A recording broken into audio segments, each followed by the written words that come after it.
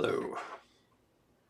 Actually, I read today, or maybe I heard today, that apparently the fact I pause a little bit as soon as I start recording is called the millennial pause. That we pause at the start of a recorded video where you Gen Zers do not. Not sure how I feel about that. I'm just making sure the recording has started. I'm realizing this sounds like I might as well be shaking a cane at this statement right now. Whatever. Millennial pause, and I fully embrace. All right. We are building towards analyzing general systems that can have as many particles as we want inside the system, and they might be moving relative to one another. And we kind of already wrote down the ultimate answer of how you can study these sorts of systems. So here on the left, if I have a bunch of individual particles, right, and I might want to define this entire thing as my system. Each one of those individual particles has its own little position, r sub I, and there might be hundreds of individual particles. I could always look at every individual particle one at a time, look at all the forces acting on that particle, and apply Newton's laws. But I might want to say something about what the entire slew of particles is doing. Give another example, right? I have the Milky Way galaxy and the Andromeda galaxy, each of them filled with hundreds of billions of stars. And if I want to ask, I might want to ask myself, not what is necessarily a single individual star doing, which of course I could analyze by focusing on that one star and then considering all the external forces, from the stars in Andromeda and then the ones all the way out in the Milky Way. And then I would get the resulting equation of motion for that particular star. But I know that the Andromeda galaxy, all of these stars that make up the Andromeda galaxy, move, in a sense, together. So I might want to ask myself, can I say anything about how the Andromeda galaxy's components will all move together? Where again, if I want to focus in on any individual star inside that galaxy, I then have to make my system the star and analyze all the individual forces acting on that object. But it would be great if I could say something about a multi-particle system as a whole, where in the case of, take the Andromeda galaxy, there is internal motion going on inside that system as the spiral galaxy kind of orbits around, and they're not all those stars aren't orbiting at the same speeds. It might be a different radii from some sort of cylindrical center. It'd be nice if I could say something about what's going on. And in a sense, we've already said how we can do that. I've identified my system, take Andromeda. There is a quantity of the total momentum of that system, the sum of the mass times the velocities of all the objects in that system, and we concluded last time that the only way that bulk overall momentum changes, or what its time derivative is, depends on external forces to that system. It's only what's outside Andromeda that is changing the overall momentum of Andromeda, which in the case of Milky Way and Andromeda is why the Milky Way and Andromeda are on a collision course with one another. In a sense, they are being pulled towards one another. There's an external force from the Milky Way pulling Andromeda, pulling it ultimately so that the momentum of Andromeda points towards the Milky Way, and they eventually will merge. But let's try to see if we can be, so that's the momentum view of it.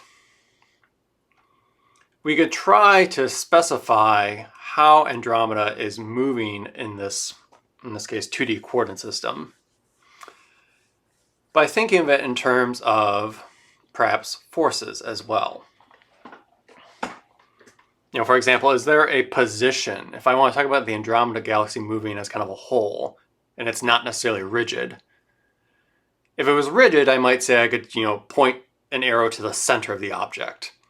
Because since everything moves together, the relative distances never change. But when there's a relative motion, is there perhaps a particular position I can point to for the Andromeda system where I might be able to write something down that looks kind of like Newton's second law that tells me about what's going on for that entire system as it moves around? Again, the statement about how momentum changes really is it. But we're going to try to write it in a different way so that it kind of is more, it mimics Newton's second law. So it might be tempting in our search for, say, some particular position, which I'm going to draw and call it capital R sub C. It'll be clear why a C in a minute. You probably can already guess what this position is ultimately going to be. It might be tempting to push the analogy of Newton's second law, F equals ma, and say for a system of multiple particles, you might want to say that, well, let's say then that the net external force external to the system is then equal to, say, the total mass multiplied by some acceleration, which I'll say is the acceleration of this particular point that I'm using to represent the entire system. Imagine the entire system concentrated as a single point particle at this particular position. If I want to be ensured that even though there's relative motion, I will still get the right answer for the equation of motion for this point, what should that point be?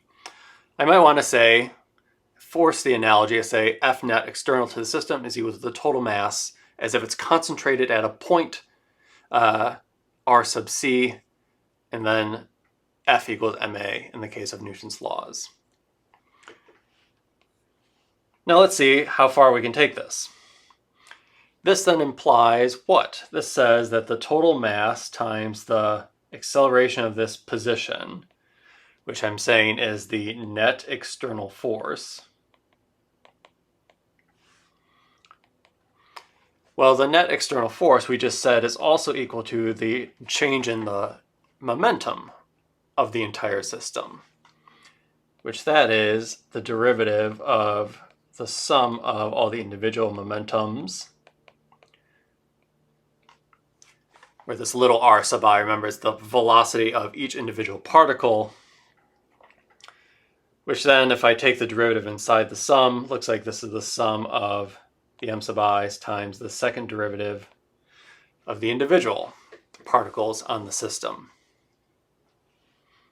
Or, if I divide both sides by the total mass, that the acceleration of this hypothetical position looks like it's 1 over the total mass times the sum of these individual mass times accelerations.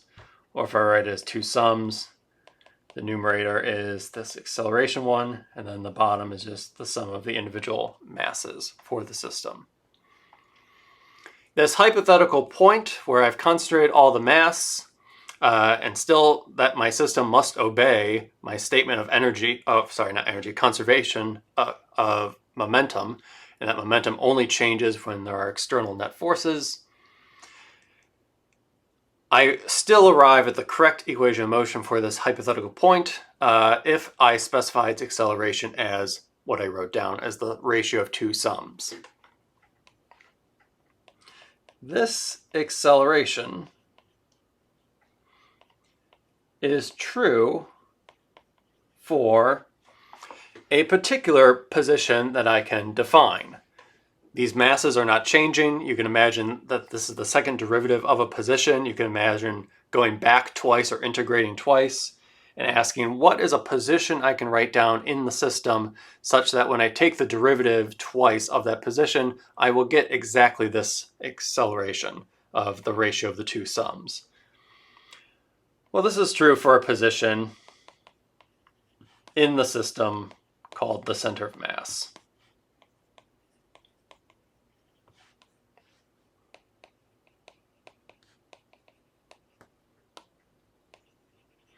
In the center of mass,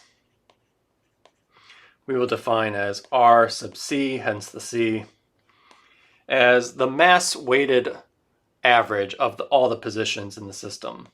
So the numerator is then the sum of the masses times the individual positions, and that's all divided by the sum of the masses, or the total mass of the system. This vector is a vector that points to essentially what I said before, the mass-weighted average of the system. So for something that's symmetric, this isn't truly symmetric, but you can imagine a sphere or a ball. Do I have one nearby? I do not. Oh, I do.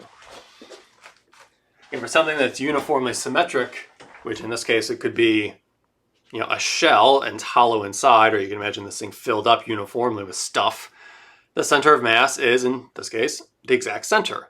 Because if you think of the center, there's just as many particles to the left as it is to the right, as is above, as is below.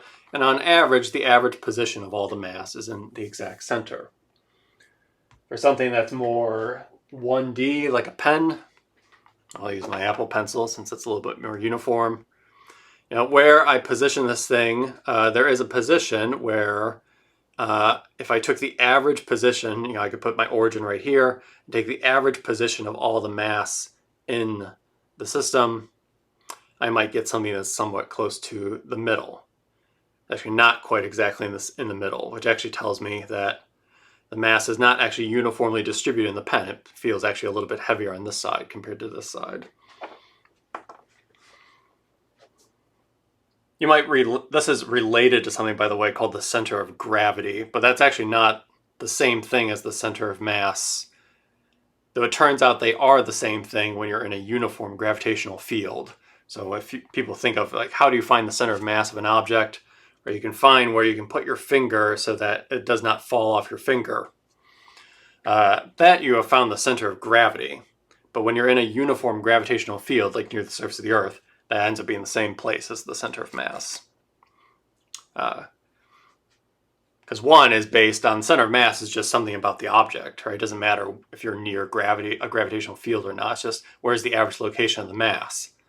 Center of gravity, you're asking about kind of where the thing is in equilibrium, where there's a balance of forces, of course, and then something we haven't yet talked about, a balance of torques as well, of gravity versus some sort of thing that's trying to hold the thing up.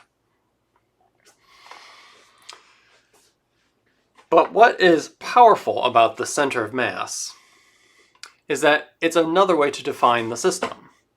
You can, right, if you treat the system as a point particle located at the center of mass,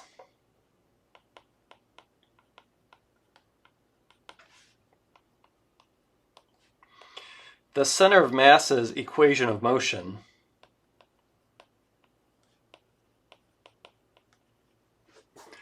the equation of motion for the center of mass is the exact same result as what is going on for the evolution of the entire system. Then its equation of motion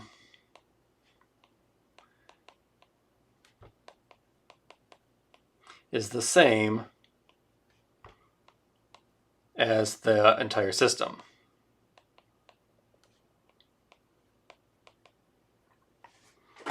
Namely, the F equals ma you get when you use the total mass in the center of mass, or rather the second derivative of the center of mass, is equivalent to the statement we had above of how a general system evolves, which is that its momentum changes by external forces.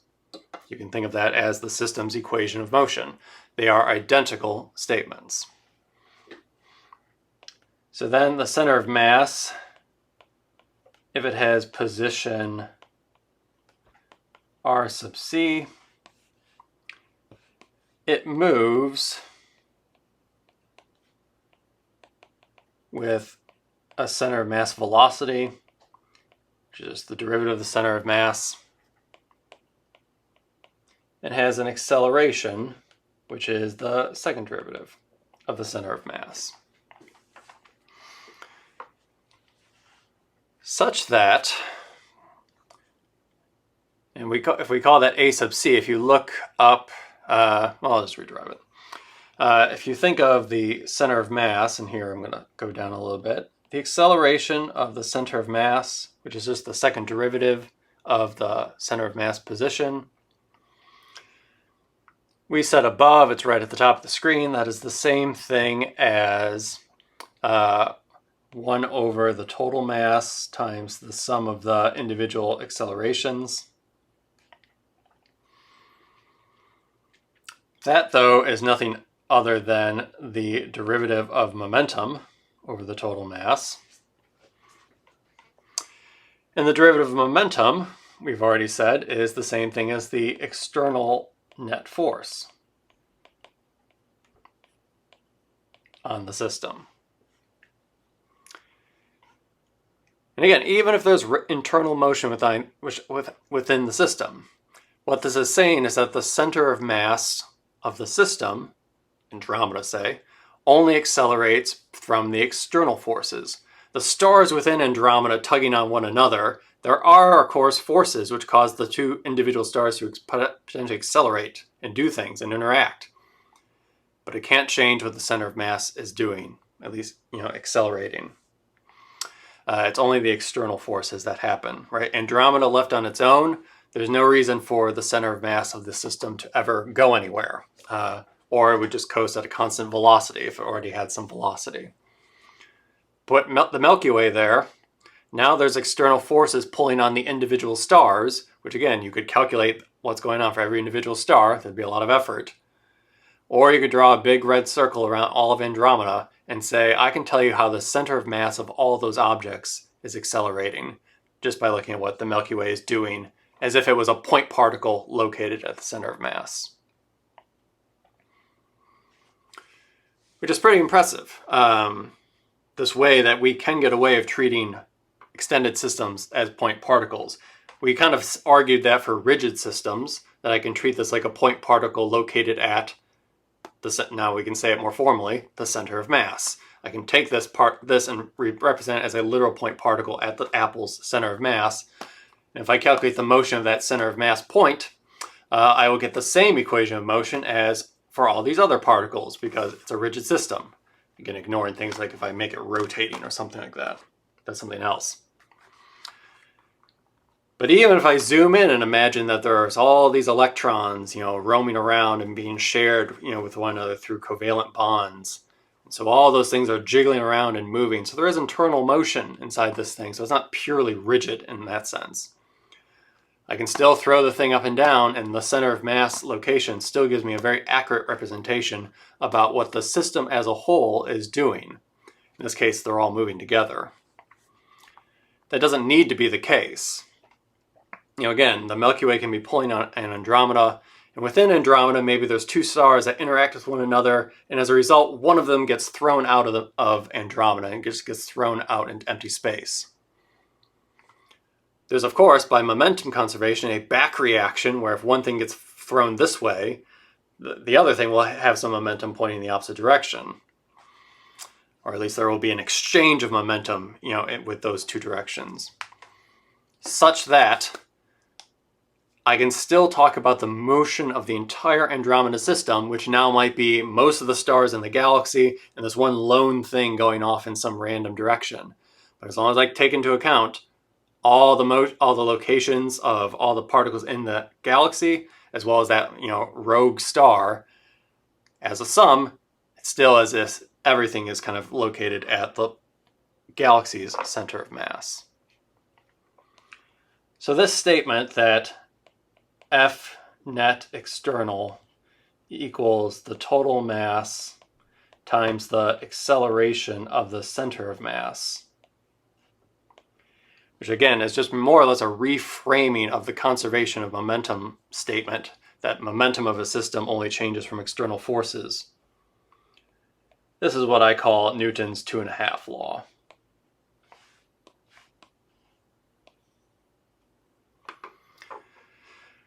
Which is a reframing and in a sense the most general version of F equals ma.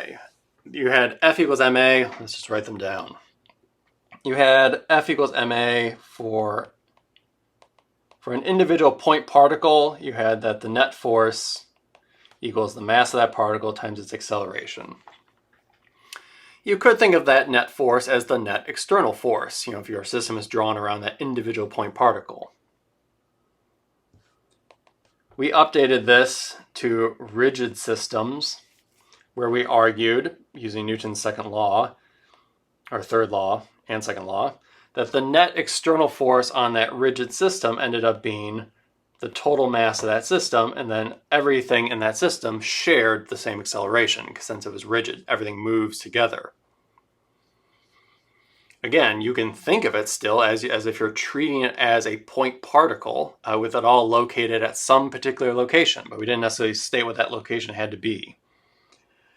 And then this most general version is that let the system be whatever the hell you want. Things can be moving, things can be rigid, it can include multiple kinds of objects. It doesn't have to all be the same type of object. The net external force on that system, whatever you've dreamt and have drawn a red circle around, the equation of motion for that system can be understood as the net external force on that system is equal to the total mass times the acceleration of the center of mass. You can imagine it like a point particle at the center of mass in this case, which, again, really, really effective in terms of kind of how we've been able to, and usually it's stated without really any justification, treat things like point particles, or how we can even hope to say anything about distant galaxies without individually counting up what's going on with every single particle in those galaxies. Because I just use stars as an example, but stars, of course, are made of protons, electrons, neutrons, and all that sort.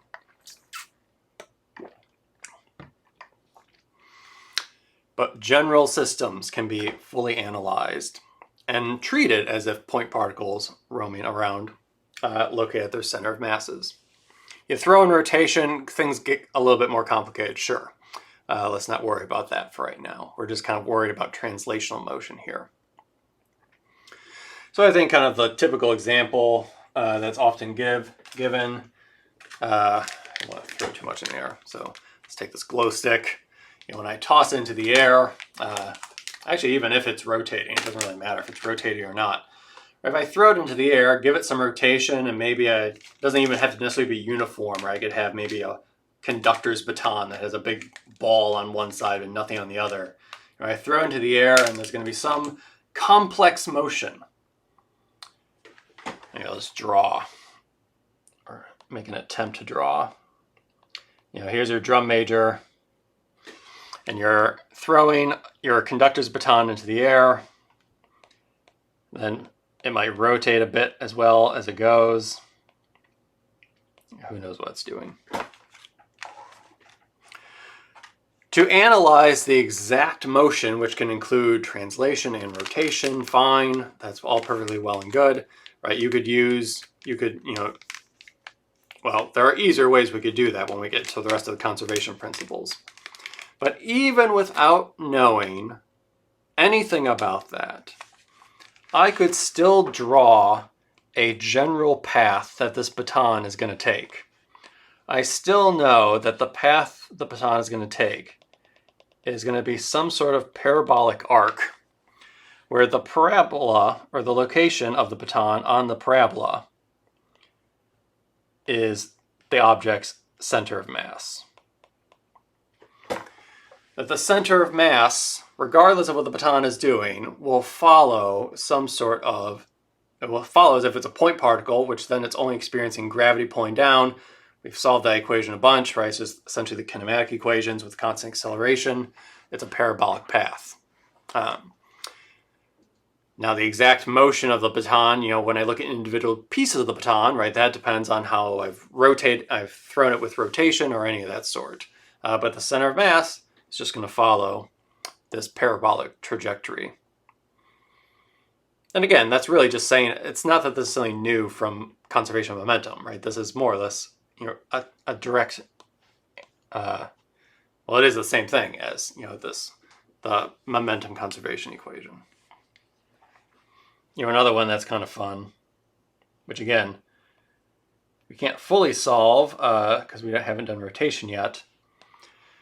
But suppose I have some sort of box that I've kind of structured to be kind of on a tilt, and then I let it go.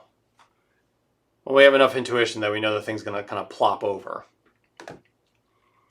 And how fast it plops over and what exactly is going on, well, then we have to analyze this in terms of torques and how big is the box and how is the mass distributed in the box and all that stuff. But I can say that if I look at this box and I know that there is some sort of contact force from the floor, hitting that corner, and there's a vertical force from gravity maybe I'll just have us all be located near the Earth, so just little m times g for a box of mass m. Well, the exact motion of the box, we could do by doing torques and rotation and all that fun stuff. Notice that all the external forces, which aren't necessarily in balance in this case, all the external forces are vertical. So if I go up to my shaded thing here, which I forgot to put the little vector, oops, nor did I mean to erase, right? If I go up to that shaded equation, the net force on that box is purely vertical, because both of those vectors are pointing either up or down. So that net force, which is purely vertical, then means that the acceleration of the box's center of mass must be purely vertical. So if I were to locate the center of mass of the box, and maybe it's here, I can say, without knowing anything else, that the center of mass, if I were to trace the path of the center of mass as a function of time, it will be always somewhere along this line that I've drawn, right? If the box falls down, then the center of mass might shift down that exact line, or if the box were to somehow go up, it would shift up along this line, which has to be the case, again, by Newton's second and a half law. The center of mass cannot move horizontally if it started stationary and has no horizontal acceleration by Newton's 2.5 law. So the center of mass of the box can only move vertically downward as the entire box rotates, which can be provided either as a way of deriving what exactly goes on, might be viewed as a constraint of how you can tackle these sorts of problems, but sometimes reducing everything to just a point particle at the center of mass really can still yield insight, even if you have something like a whole galaxy where everything is kind of doing its own thing inside the galaxy.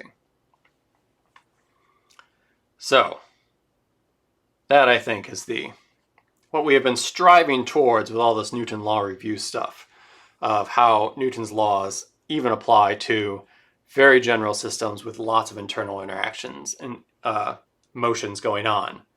It really is a statement of momentum and momentum conservation. But you can think of it by forces and accelerations if you work as everything being at the center of mass.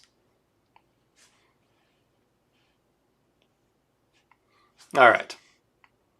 Now, if you also need to be able to calculate the center of mass of objects in order for this to be effective, more often than not, you can say something based on symmetry. Always use symmetry if you can.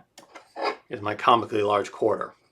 If this is kind of the mass is kind of uniformly spread out, so obviously the center of mass then is going to be in the exact center of this coin.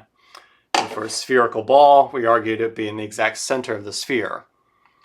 For, say, a hemisphere, or maybe something that's the top half of a circle,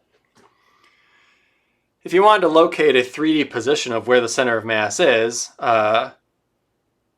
you at least know that it has to be somewhere along the line that goes through the exact center of kind of the base of the hemisphere.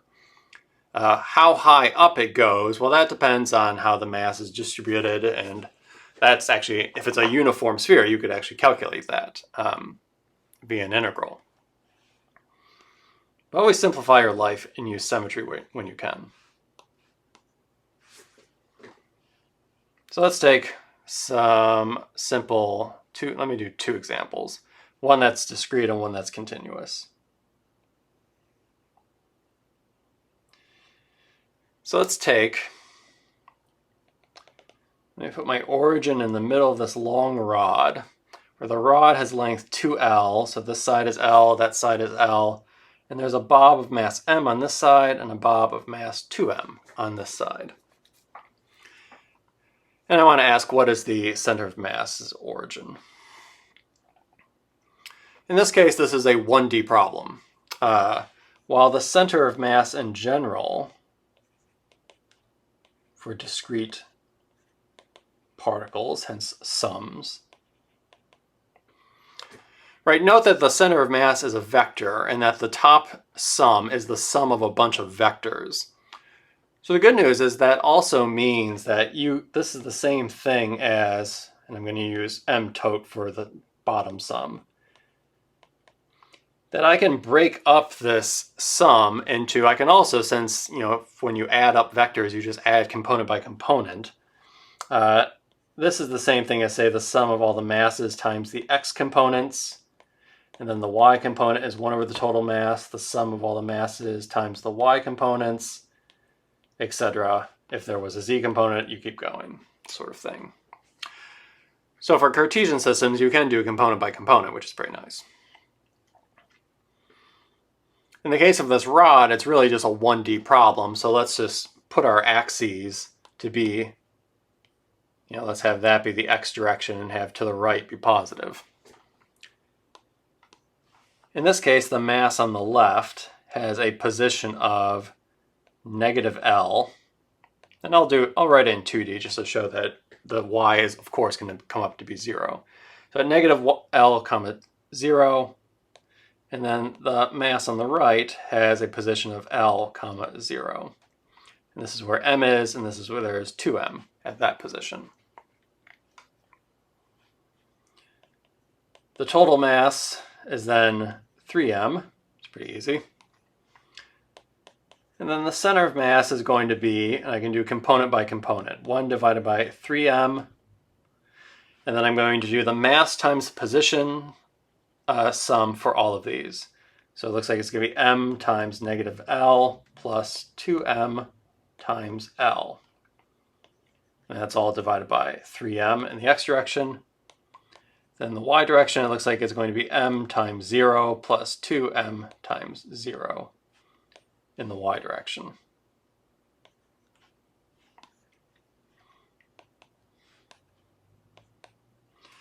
For the x component, it looks like it's going to be 2ml minus ml, so it looks like it's just going to be ml divided by 3m. And then it looks like for the y component, it's going to be 0 divided by 3m, or just 0. So it looks like then the center of mass is going to be L divided by 3, 0. If you wanted to balance, if we're thinking of a uniform gravitational field, you would put your finger a third of the way out from the middle, and then that would be kind of the balancing point, or the location of the center of mass in this case. If I throw the baton into the air, it would be that point that starts at L over 3 in the x direction that then moves, if I were to analyze this using F net external equals m total times the acceleration of the center of mass.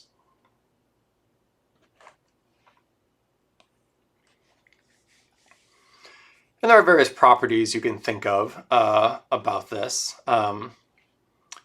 Notice that the position of the center of mass is closer to the big mass than it is the small mass. You could try proving that, right? Take two generic masses, m1 and m2, locate the center of mass, and then locate the distance from the center of mass to each of those masses. Kind of just a relative motion vector sum. You should easily be able to convince yourself that the center of mass leans towards where all the mass is, right? That's kind of truth by definition. It's the average location of the mass.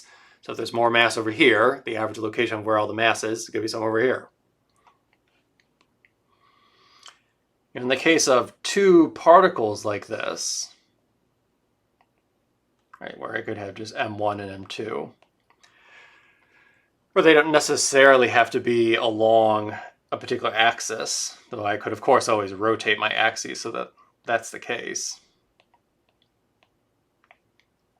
Right, the center of mass might be located at some point here. Oops. Some point here. Which it's also not too hard to show that that location is somewhere directly in between the two masses, right? It's at some point, in the sense, kind of internal to the system of just a rod with 2 points on it, for example. If the rod itself had some mass, maybe it's 2 balls and then the rod itself is kind of a uniform mass distribution, then you could figure out the center of mass by just combining both the mass of the rod plus the mass of the two objects. You might think if you want to replace the rod with as a particle at a certain location, where you might put it. There's a nice result that the center of mass of center of masses is the same as the center of mass of the entire, multi-object system. That'll probably be one of the problems at the end. But you could think of how you might prove that if you wanted to. All right, one more example with continuous systems.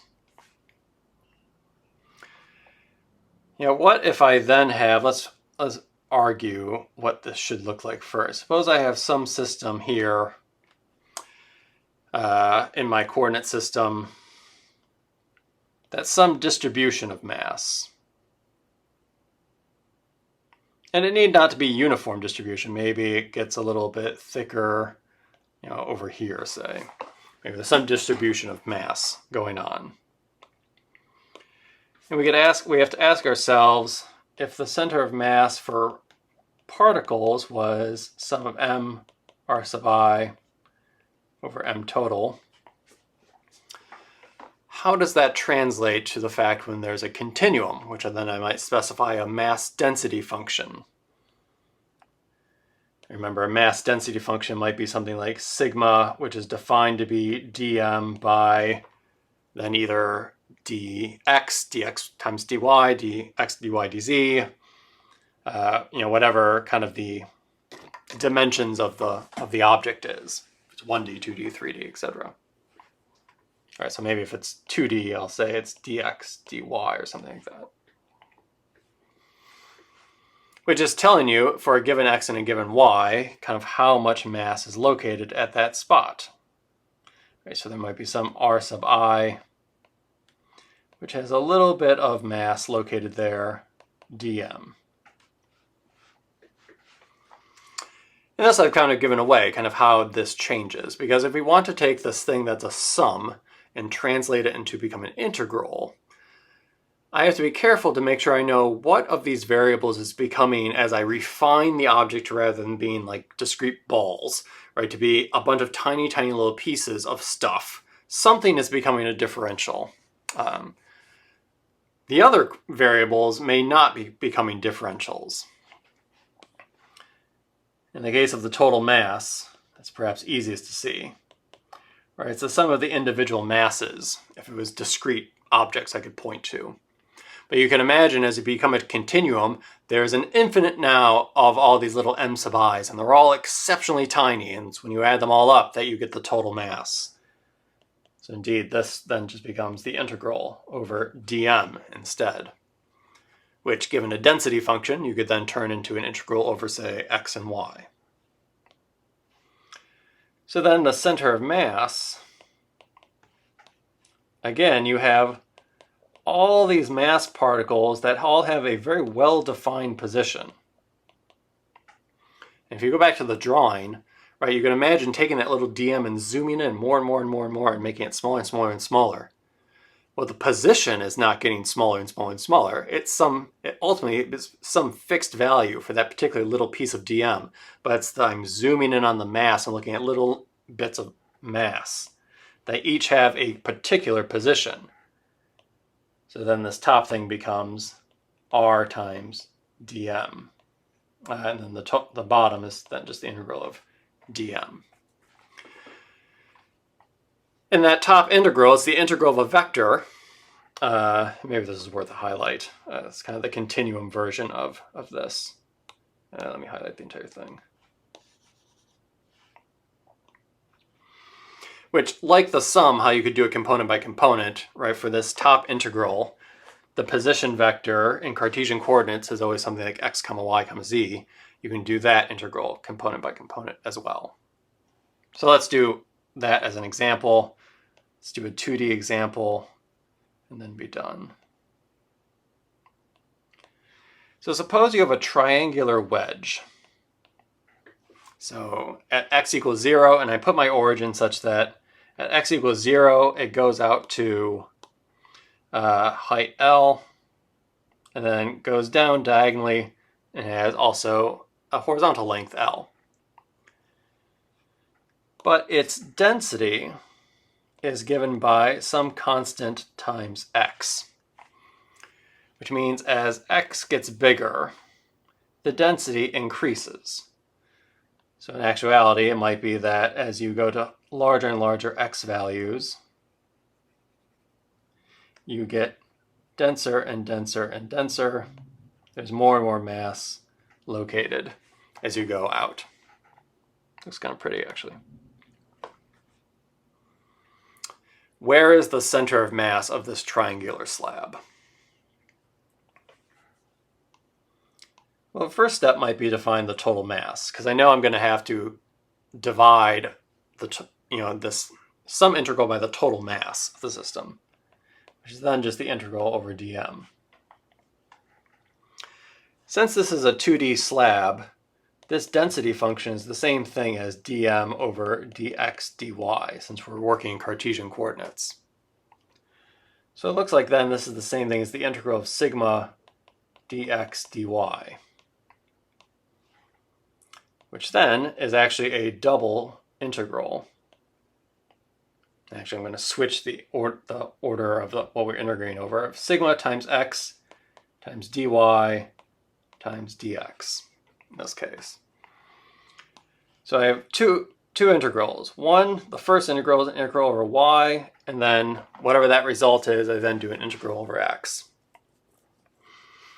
But now what are my limits? Because again, I don't like doing indefinite integrals. I like definite integrals. Well, since my first integral is over y, that means I hold x as if it was a constant and ask for a given value of x, which doesn't need to necessarily be 0 or L, it could be anything between 0 and L. I integrate from what? Well, if I look vertically, I'm starting at y equals 0, and then I'm going up to however high I am at that particular value of x. So in this case, it looks like I go from 0 to L minus x, which would be the function kind of defining that diagonal. Then, what x values do I then go over? I'm going from 0 to L in this case. And I won't take a lot of time doing this carefully. Right, the inner integral looks like it's going to be sigma. I treat x like a constant, so then it just becomes y between L minus 0 and L minus x. And then whatever that is, I then integrate from 0 to L for x. And I'll let you fill in the blanks. At the end of the day, it looks like I get sigma naught L cubed divided by 6, which again was a measure of the total mass of the system. And for a given sigma, which is just a number, has the units kind of within it. Looks like it will have to have units of mass over length cubed. Right, this will give me the total mass of this slab.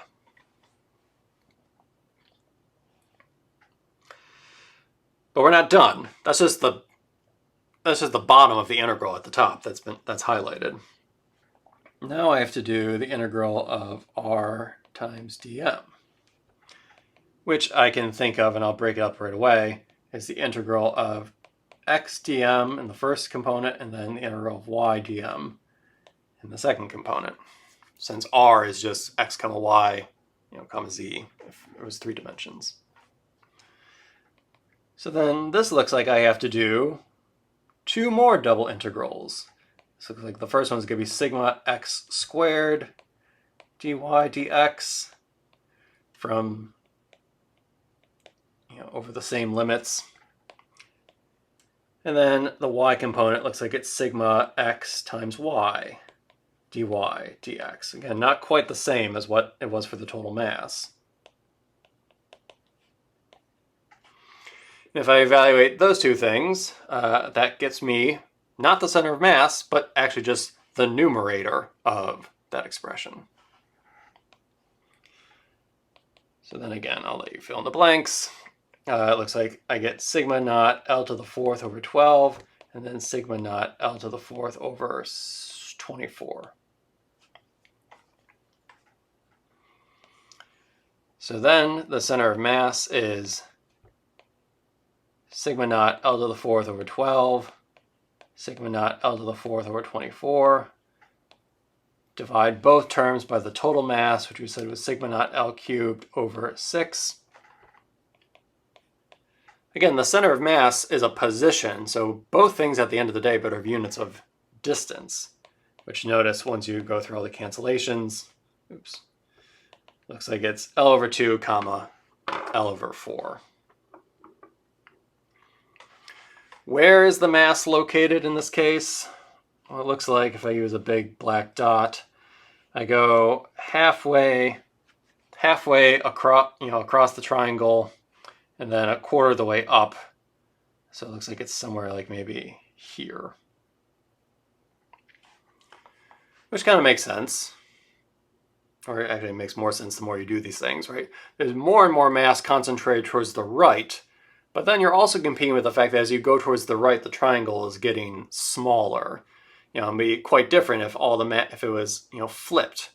So that at x equals 0, you had a very dense region, and then it got thinner as you went on. So the thick parts are located down near y equals 0 and towards x equals L, which kind of pulls both terms in those particular directions. And the exact values, of course, then just depend on geometry. All right, so you could try this for other Cartesian slabs. If the origin doesn't have to be necessarily at a corner, I could put the origin, of course, wherever I want. But then you get the position of the center of mass relative to your coordinate system and that origin. And if you're, of course, working in a different coordinate system like cylindrical or spherical, then, of course, your integrals might be not over dx dy, but might be over r dr d theta or something like that. All right.